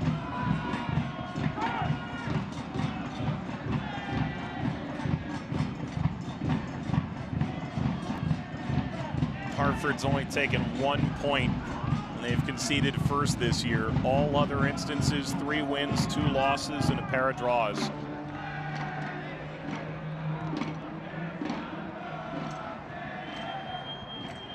It's a group that's surprised everybody under Roddy Jaidi. The pandemic-shortened 2020 season, winning their group over Pittsburgh. There's a feeling good times were here to stay. Started last year with 3 wins and a draw, and then struggled down the tail end of the year and missed the postseason in a very complicated group. And this year, Dev, they play in New England. It's very cold and it snows. That first road trip was not pleasant for Hartford Athletic. And you add Corey Herzog, and all of a sudden they start to find a semblance of their form. When you have to go on the road 4 out of the first 5 games, it's never a good look for anyone. Even if you've got the chemistry and spine of your team for Harry Watling in a second-year season, to do it against some of the best in the East and the entire league, Pittsburgh, the Tampa Bay Rowdies, Birmingham Legion, Miami FC, you've set yourself up to fail. That's not their fault. No. You can fully understand why they're going on the road, but now you got to play catch-up. Yep. Right? And you got to do it in the latter portion of the season where we are no longer in the era of groups or divisions. You don't have the luxury of some of the, call it a weaker schedule like they experienced in 2020. Roddy Jaidi admitted that when he was the manager. He said we were a bit fortunate. In that year, they had Pittsburgh in their group, great team. Then you had Red Bull 2, Philadelphia Union 2, and Loudoun United. And with all due respect, with the great players that those teams have produced, it's players. There's not a lot of a collective effort that have made an overall impact within the league. So they sort of just skated right through it all. Real battle. Harris won the tussle. Harris, at the age of 22, has already bagged 33 goals in the championship, 8 this season. McCabe floating. He's going to get away. Mushagalusa, just 22, has been in the league now for 3 years. I'll take a look here in a couple minutes at some of the players you think could make the jump across the pond next, in concert with what we just saw, Diego Luna going to Real Salt Lake. Jonathan Gomez, Josh Wynder for Louisville, highly celebrated, and then Kobe Henry and Oshandina out in Orange County starting to get a little time on the field, for that matter. It seems like the investment is coming from all clubs now, and the possibilities that lie in the future for them. Of course, Orange County is easy to step up in Louisville and Jonathan Gomez, but you know, the depth, it's not one and dones. Diego Luna, yes, but there are plenty of players within that academy in El Paso that are going to have the opportunity to follow the same path. Tosh stepped in well. Mushagalusa. Onby. Swipe by Gonzalez, picked up Mushagalusa. He goes down. Referee had an extended look, not enough.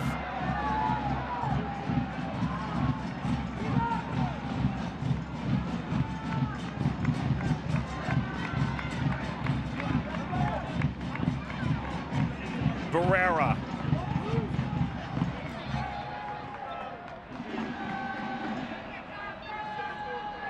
Away from McGlynn. Now McCabe, head on a swivel.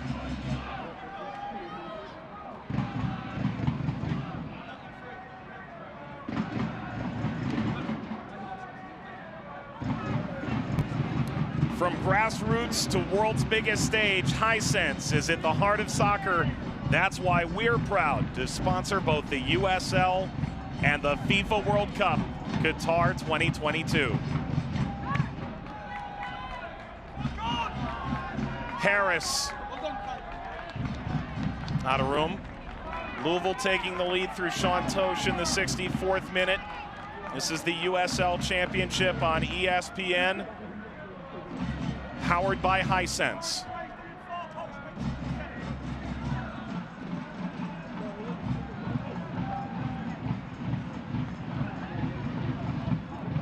Couple good moments defensively for Louisville today. Hartford with an onslaught to start this second half.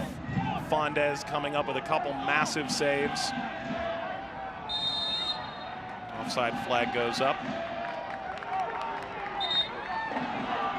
Well, Dev, time to make some real changes here. This is a lot of attacking talent. We talked about Herzog pregame, second all-time leading scorer. Dolly as well from Quinnipiac. All eyes on number 6. Zobregon among those coming off. Ariel Martinez into the team. I was very excited to see the combination between Obregon and Corey Herzog, but if you want to get it a bit better, you're going to get it out of Ariel Martinez and that man right there. He's got a really high IQ and his ability to allow others around him to be better, which is what they need right now. The individual side has got to be pushed aside because of the fact that it's going to take more than one player right now to break down Danny Cruz and Louisville City. Watch the way that Ariel Martinez comes up underneath. The two of them now allow themselves the opportunity to combine with Purpo and Lewis while still maintaining the ability to stretch with the speed on the outside from guys like Sadie.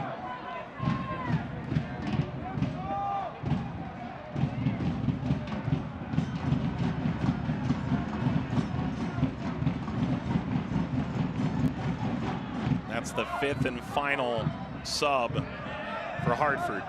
Well, the 3rd, 4th, and 5th final subs. Did you get a tutor in the offseason for math that I didn't know about?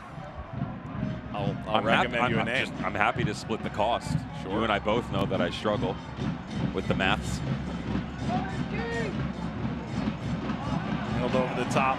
Flag is down. Herzog. Flag is up. Just a bit delayed. We'll do it here, ref. We'll do it here,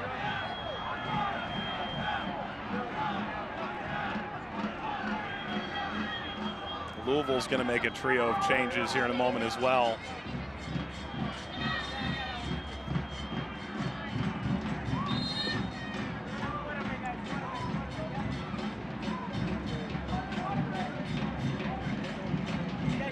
Going to stop play here for the cooling break. So the Louisville subs will occur after that. Coming up here in the hydration break, we'll get caught up on the game. We'll talk out some of Devon's big upcoming transfer targets out of the league as the summer window opens. Sean Tosh scoring in the 64th minute. Number 4, his 4th. He's scored some huge goals for Louisville in some big games. This one's got to feel good. Love the understanding by Wilson Harris that he's got to sit on this for a second, because as he chases, if he starts to attack on his own, Mike, he's stuck. because even on the cut inside, you're going to get help from Luca Purpo. So instead, has patience, allows this run to develop over the left shoulder, and then Amadou Diaz sees all the bodies in the box, put it up on a platter, let somebody go get it. It's Sean Tosh, and you know you a star. That's why they're all cheering for you, buddy.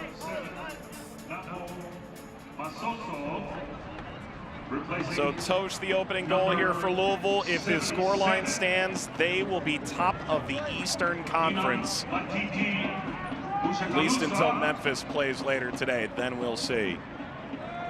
Some changes here. Josh Wynder's day is done. Dev, here's a couple other names you're excited about.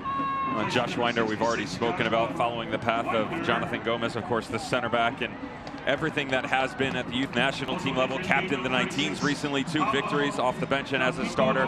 I like Christian Fletcher a lot in Loudoun United. What Ryan Martin has been able to do with him in just a short amount of time. Already with Manchester United, spoken about a possible transfer with Dortmund in the Bundesliga. He's been with the U19s and 20s as well. And then the last one's a stretch. It was Niall Dunn. Now he's injured right now for Phoenix Rising, but he's also been in the mix at the youth national team level, 3 of which from the Academy of Phoenix Rising have gotten looks there. If they get him healthy, another defender added to the ranks for this national squad. You saw Napo Masoso. He is a University of Kentucky grad. Paulo Del Piccolo, the captain of the side, enters in. University of Louisville grad, took them to the College Cup. Now McCabe's come off here.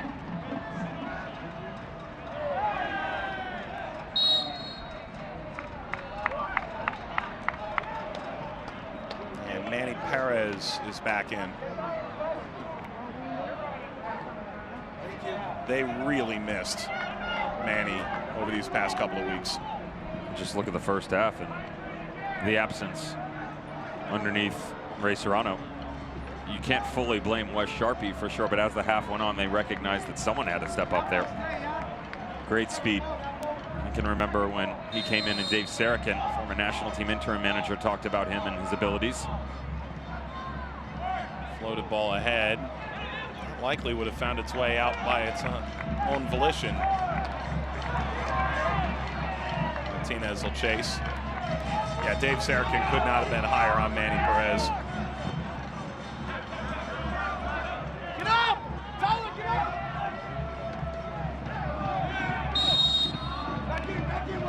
Goes Brewitt.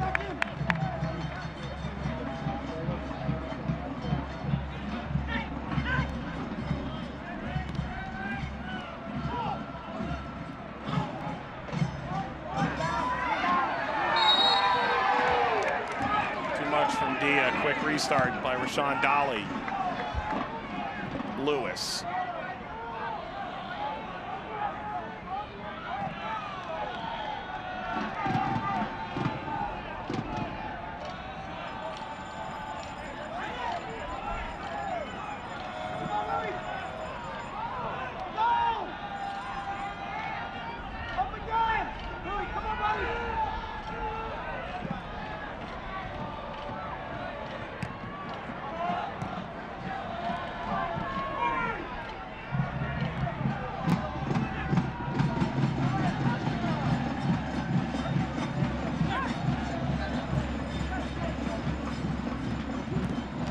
Masoso.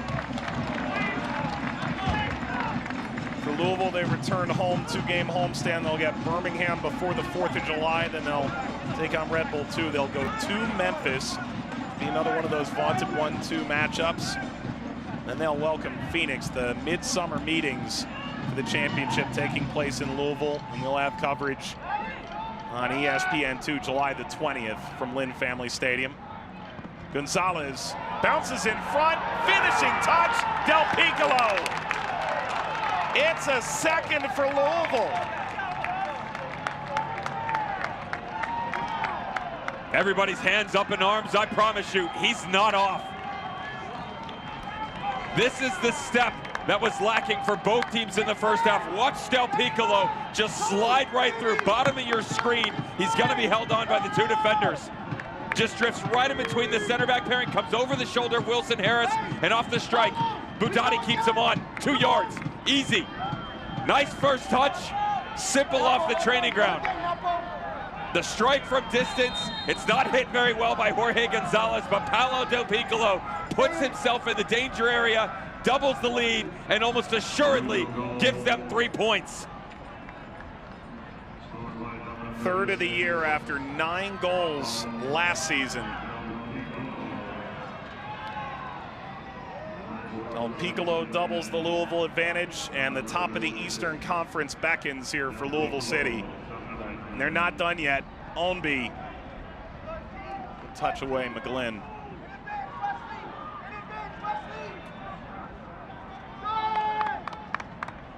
Ball's gonna bounce out to Tosh. 80 minutes in here.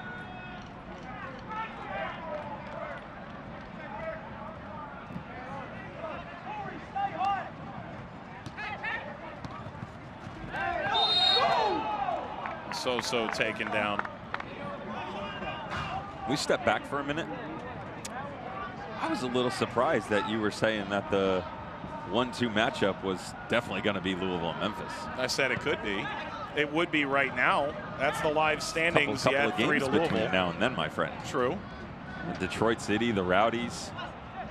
Pittsburgh still within striking distance, 2 points behind at 24 under Detroit.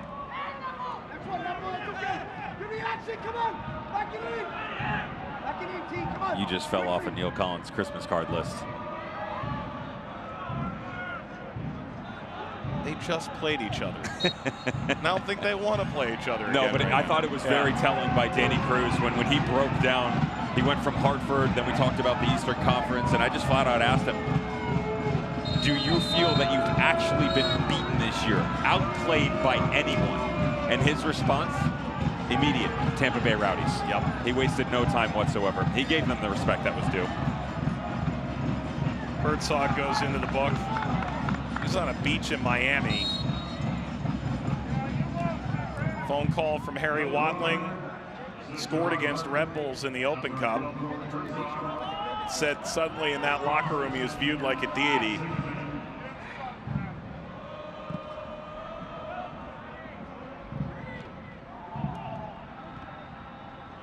As much as I know, Devin, you're a fan of Nittany Lions in the pros.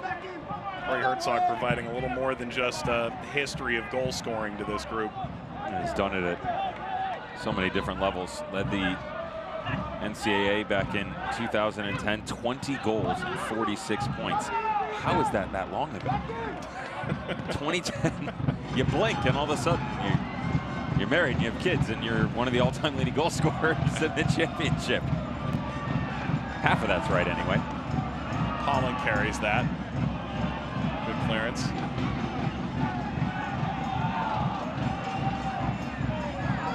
Ariel Martinez.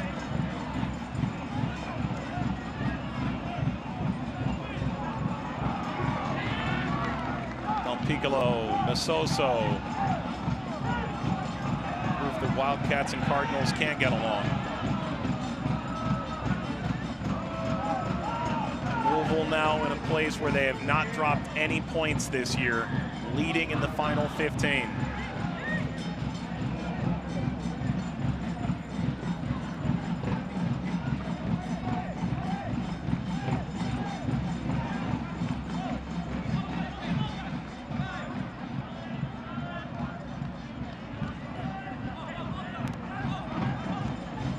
Hartford looking for a monstrous comeback. Space to run into Del Piccolo. What a ball. Sliding ahead, Harris. Jadama. First touch of Wilson Harris has got to be a bit better there. I understand that this is hit with pace. And Paolo Del Piccolo does everything right as he steps up through here. A quick little turn. The entire midfield just parting of the Red Seas as he comes back through. Nobody closes him down. Now there's the hesitation that we addressed and ahead of the curve in the open. Good job by Wilson Harris. But it's got to be that touch. The touch coming off of Paolo Del Piccolo to set yourself up to go after the goalkeeper.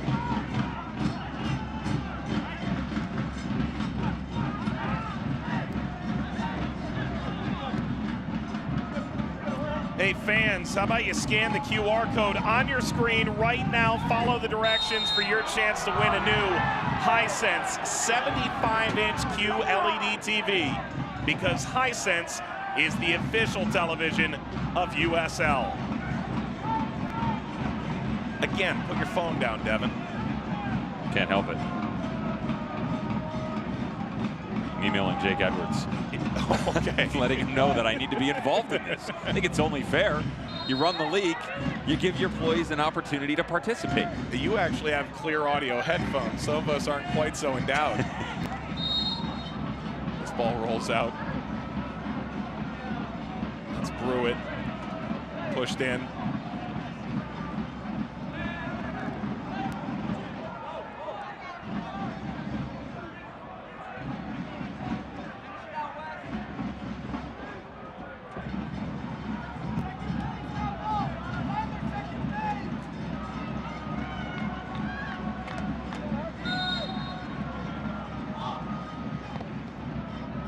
Dia, Onby, falling, Jadama.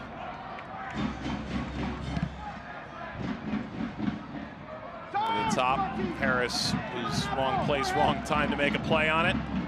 2-0 Louisville later tonight on ESPN+. Pittsburgh and Tampa Bay will start off a wild night in the championship. Action of every USL Championship and USL League One game on ESPN Plus or here on ESPN or ESPN2 all season long. That Tulsa-Charleston game, maybe Connor Casey has gotten his group figured out. Memphis and Detroit, top team in the Eastern Conference coming into the day. The Detroit side with an indomitable spirit. Taken back here by Louisville. Del Piccolo, pirouettes. Gonzalez, Onby.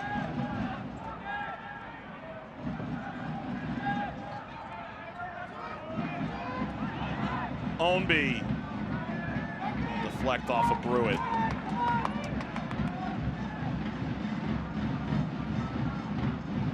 Is this your favorite in the Eastern Conference, Louisville, right now? It's hard to say Tampa Bay isn't when they've won it twice in a row. That's one of the matchups where East. Yeah. Okay. Home field advantage in the postseason hasn't been entirely definitive. But I do think home field advantage plays a role, especially the way Tampa Bay has had their season go so far. Well, especially the background as well in Al Lang and how they've made that their fortress, right? With all due respect to some of the teams, it's just different there. Lou City and Lynn family, obviously. Keyworth. Keyworth. That's another one you're going to have to add into the mix now. I'm sure Sacramento's about to have the regular 11,569 fans for the Open Cup semifinal. There's a clear gap for me in the Eastern Conference now. Is that line right around Pittsburgh? It's probably fair, absolutely. With the exception, seeing the overall product that the teams have brought to the table, you could sprinkle Indy 11 into that mix if they can become more consistent. That's a word you can throw around for a ton of teams, but with the amount of talent that they have, added a guy by the name of Solomon Asante, pretty impressive, right? 50 goals and 40 assists in his career in USL Championship. The reason I asked you about Louisville was the performance today. There are few teams in the entire league that can make 6 tactical changes on the field and benefit from it. A lot of times that's surviving down the stretch. Maybe you add one to try and go get a game-tying goal, or you find a way to lock down your defense at the end of a game. They changed 6 different spots and got 2 goals from it. That's a very difficult thing to do. Herzog adding to Hartford's tally of offside.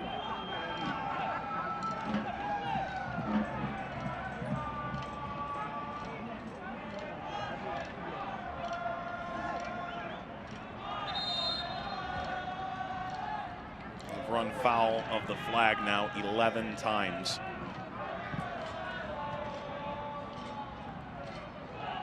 And look, once or twice, that's par for the course. That's everybody. Comes down to discipline at some point, keeping your eye down the line. You can't blame that on tactics or the manager. No. That's simple. I'm with you on that one. Absolutely. And it is another one of those games where Harry Watling said to us, Still trying to find that 90-minute performance. I would probably go a bit further than that here. The team has shown you they can compete, and at a very high level. If you watched a large portion of this game, you'd be hard-pressed for any individual not knowing the league table to tell them that they're sitting in 11th and only on 12 points. Moments that have been that good. And the problem is that there are other moments where you just kind of can't get out of the funk, right? There's a comfort zone that you've got to push yourself away from to try and find an irrational expense to another team, right? You push them out of their ways to get your goal. Ball across, seeking Sadie into the beginning of 5 minutes of second half stoppage time. 5 minutes to try and track down 2 goals, which Hartford did against Louisville last season. Lou City did it with their 9 for a majority of this game. Brian Ownby, think about how deep he had come. Now, we get that out of Cameron Lancaster a lot, here and there from Wilson Harris. Ball in front, seeking Herzog, didn't reach. The problem was he wasn't capable at that moment of stopping, turning, and then chasing the attack. And that they continue to push, and you make changes. Predictability for one team and the absence of it for another has allowed Louisville to step out in front here. I kind of joked about it coming into the game that it's the best Groundhog Day you'll ever experience with Lou City, right? #1 in the Eastern Conference again, an opportunity for a bye, a playoff spot, yada yada. Every single year since their inception, Eastern Conference final. It's ridiculous. Man, the Neese family, the Lynn family, James O'Connor, who's certainly involved now in the sporting side again after leaving the head coaching role to go to Orlando for a couple of years. Into John Hackworth and now Danny Cruz. A couple players who've been there the whole way, or close to it. Del Piccolo, McCabe. Change coming here for Louisville City. And how about this? Carlos Mogul entering the fray. Another academy product for Jorge Gonzalez for the final 3 minutes. Third one signed overall. He could throw his name into that list of possible transfers. Just 12 years of age, and the first time that he saw Louisville. That was, of course, back at their previous venue, Slugger Field. Pride of Martha Lane Collins High School, All-State, pushes his way through, turns professional. First year, preseason friendlies, Nashville, Austin, Houston, and making an impact within the community and within this team. I could see him being involved in that mix too. If you talk to people in Louisville, they seem to think there's outside a future there. Yeah, True he's already enough. being looked about by other managers within the championship. Imagine what could happen abroad. Ownby in front. Maybe Mogul's got his eye on a goal here.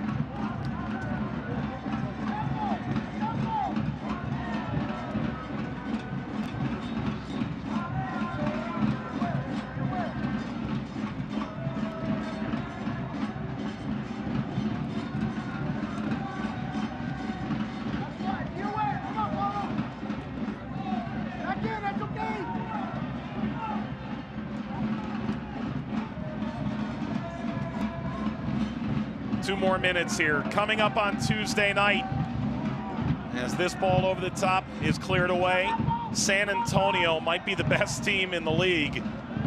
They finished last night top of the standings after their win at Colorado Springs. They'll take on FC Tulsa at Toyota Field in San Antonio.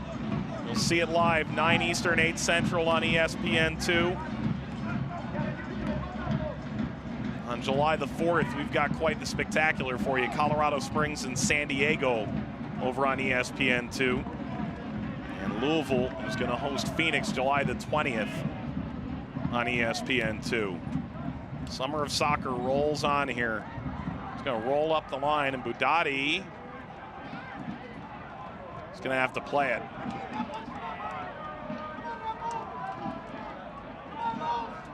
Dev, if you're looking for a silver lining for Hartford, it is. We addressed it at the 85-minute mark. They can play with this team. Got to finish. Got to find a way to clean up some of the decision-making. There were moments in the first half that could have easily amounted to a goal. Start of the second, that flurry that was 10 minutes in. Another window where they were better. and yet nothing to show for it. Harry Watling talks about the process, how he's had such an impact on academy players throughout his experience so far as a manager coming to Hartford Athletic. I look to what that might be within the youth ranks and the possibilities, but with all of the veterans that he has around him, this is gut check time. You want to look yourself into the mirror, look at guys like Corey Herzog, right? Rashawn Dolly, Ariel Martinez, they've seen a ton. There's young talents like Connor McGlynn. Band together, let's fight, because we can do it with these teams. Can we do it for 90 minutes? There's the full-time whistle, and Louisville City is top of the Eastern Conference again.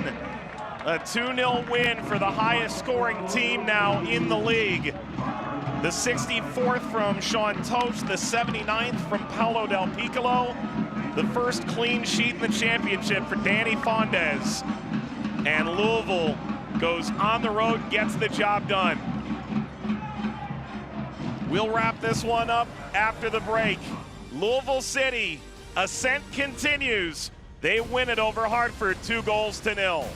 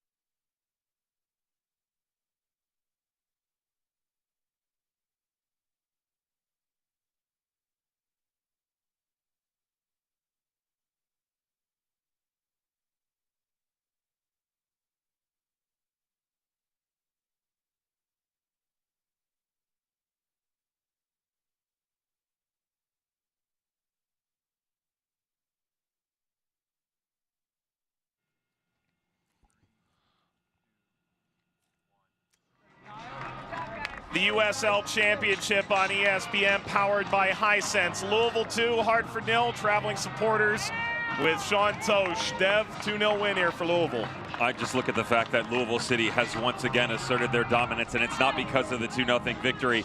7-time Eastern Conference finalists. Yes, the championships in 17 and 18, but years 2016, 18, 19, 20, and 21, they've had double-digit unbeaten streaks that started right around games 15 to 17. The rest of the USL Championship has been put on notice. Back-to-back victories for Danny Cruz and co. All right, Louisville City now on 33 points, top of the conference. Junior Fire Marshals couldn't put out this Louisville City smoldering fire that continues to inch up the standings. For Hartford, the painful defeat. ESPN 2, Tulsa, San Antonio, 9 Eastern, 8 Central on Tuesday night. Until then, for our entire Vista NEP crew, Devin Kerr alongside Mike Watts saying so long from Hartford. World Chase Tag is coming up next.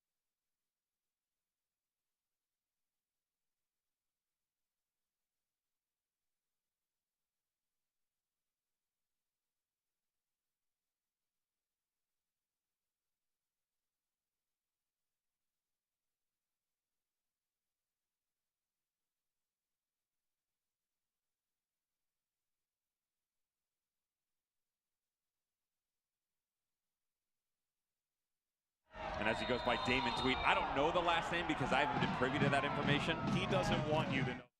He's played the cards perfectly, but they have a podcast called Quicker Decision and Better Execution. Corner for Louisville. Toshlin up for it. Wilson Harris. Amadou Dia speeding down the line, cuts it across, header, snap.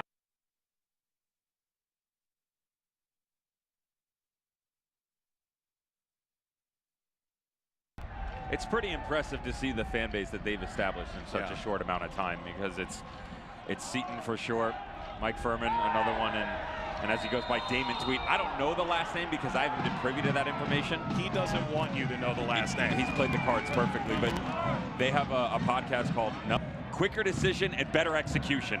Corner for Louisville. Toshlin up for it. Wilson Harris. Amadou Dia speeding down the line, cuts it across, header, snapped in. It's another one for Sean Tosh. And Louisville City tucked in, locked in on the road. Another one of those vaunted 1-2 matchups.